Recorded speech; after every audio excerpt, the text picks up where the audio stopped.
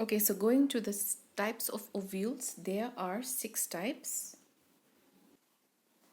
Okay, let's look at the first one, which is the orthotropous or atropous. Okay, so looking at the first one, this is the ovule. Okay, let me just remind you, if this one is the funicle, okay, then more stretch of that is the hilum.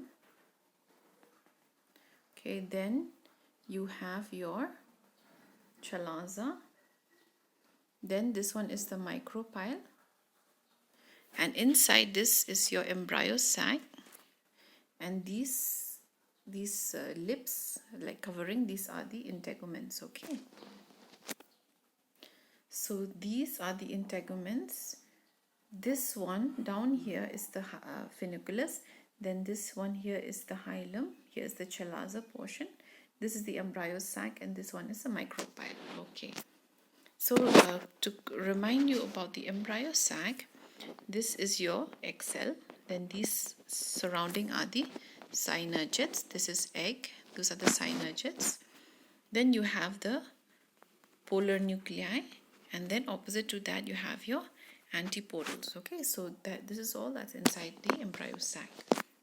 So looking at the atropous or orthotropous, you can see that everything is in a straight line.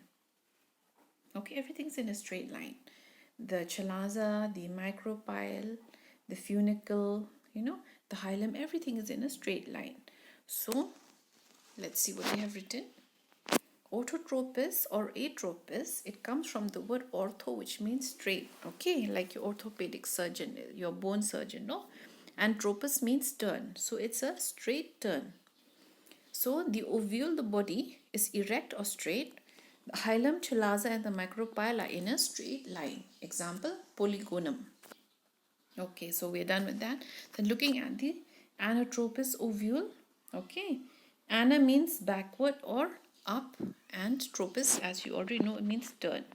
So anatropous, so it's just like this one, but it grew and it turned. Okay, so here it's growing, and then it turned, such that the micropyle and the hilum are sticking together. Okay, just like the one I gave you in the note last class. So they are curved and it's facing downwards. No, the ovule is facing downwards. So the body of the ovule becomes completely inverted during the development, so that the micropyle lies very close to the hilum. Excuse me. Then looking at the hemianatropous or hemitropous ovule. Okay, so whenever you see the word hemi, remember the word semi. So you must be thinking it must be in between ortho, the straight, and the inverted. It must be in between, and you will be right. So hemianatropous ovule is this one. Okay, here this is the funicle. The funicle is at 90 degrees. Okay, it's at right angles to the chalaza and the micropyle end. Let me repeat. The funicle is at right angles, so at 90 degrees to the chalaza end and the micropyle end.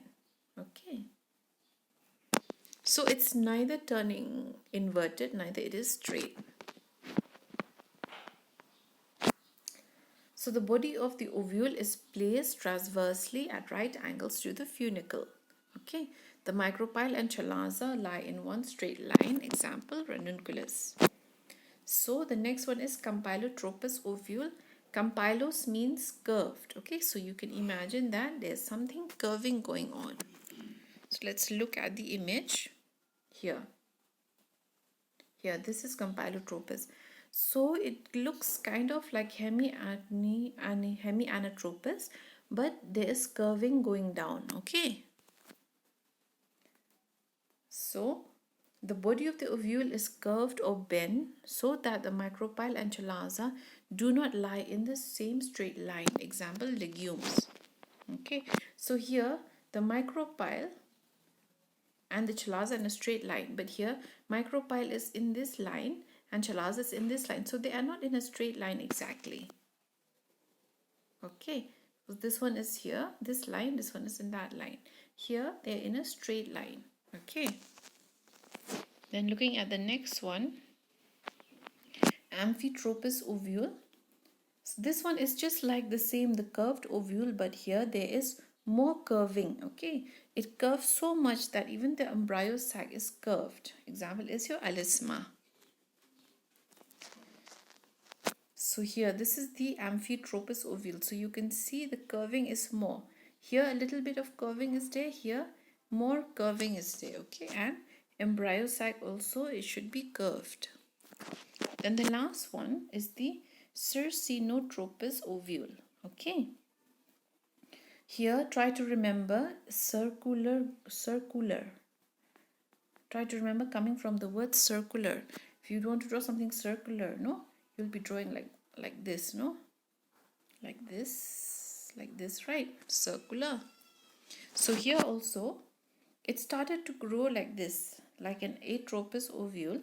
It started to grow normally. Then it behaved like anatropous. It curved down. Fine, it curving down. Then not just one curving, but it curves even further. That again it'll turn up. So it keep on curving until again it turn up. So it start with turning up. Okay, it went like this. It went up. Fine. Then it curved. It behaved like this. Then it curve, it's grow even further, that again the ovule and micropyle, they are facing upwards. So it's going in a circular fashion. So the nucellus and the axis are in the same straight line in the beginning, but due to rapid growth on one side, the ovule becomes anatropous. Okay, the curvature will further continue and the micropyle again turns toward up. Okay, example is the cactus.